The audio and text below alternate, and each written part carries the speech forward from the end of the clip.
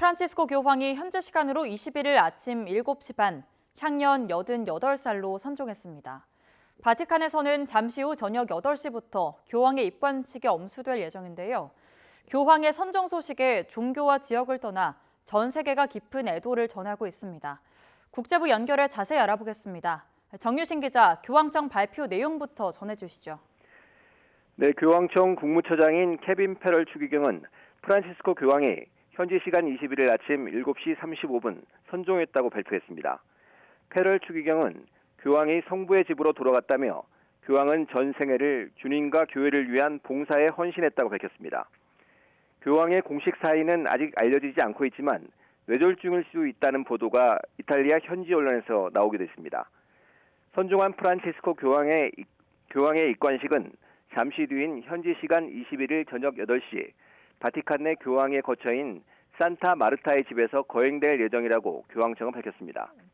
이런 가운데 마테오 브루니 교황청 대변인은 교황의 유해가 이르면 23일 성 베드로 대성당으로 옮겨져 일반에 공개될 수 있다고 밝혔습니다. 그러면서 22일 추기경단 회의에서 이 문제에 대한 공식 결정이 내려질 것으로 예상했습니다. 네, 고령의 교황이 최근 한 달 넘게 입원을 하면서 건강 우려가 커진 상황이었죠. 네, 올해 88살로 선종한 교황은 지난 2월 호흡기 질환으로 로마 제멜리 병원에 입원해 치료를 받았습니다. 한 달 넘는 입원 기간 동안 2차례 고비를 맞기도 했지만 이후 병세가 눈에 띄게 호전돼 지난달 23일 퇴원해 바티칸으로 돌아갔습니다. 교황은 지난 6일 성 베드로 광장의 모습을 드러낸 것을 시작으로 공개 행보도 이어갔습니다. 특히 20일 일요일은 가톨릭에서 가장 큰 축일인 부활절이었는데 교황은 이탈리아를 찾은 벤스 미국 부통령과 비공개 회동했습니다. 또 부활절 미사 말미에 성 베드로 대성당 2층 발코니에 모습을 드러낸 데 이어 광장을 차를 타고 돌면서 신자들과 직접 인사를 나누기도 했습니다.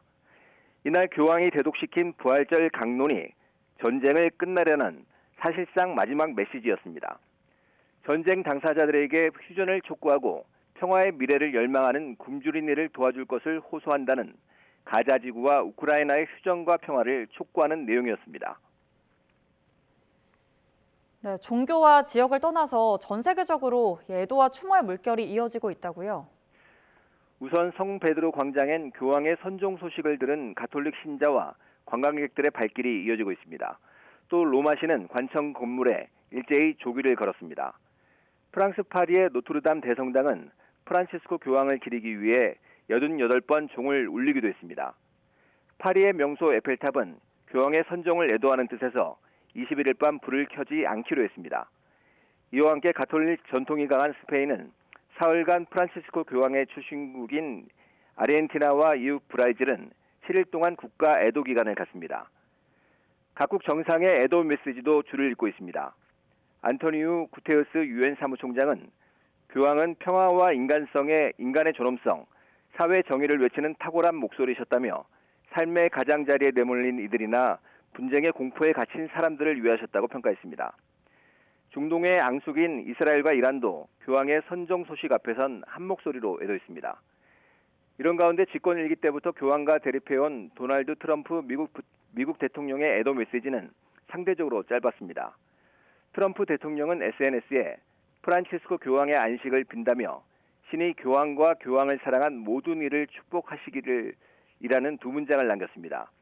이어 백악관에서 열린 부활절 달걀 굴리기 행사에서 조기를 개항하는 행정명령에 서명했다고 백악관은 밝혔습니다.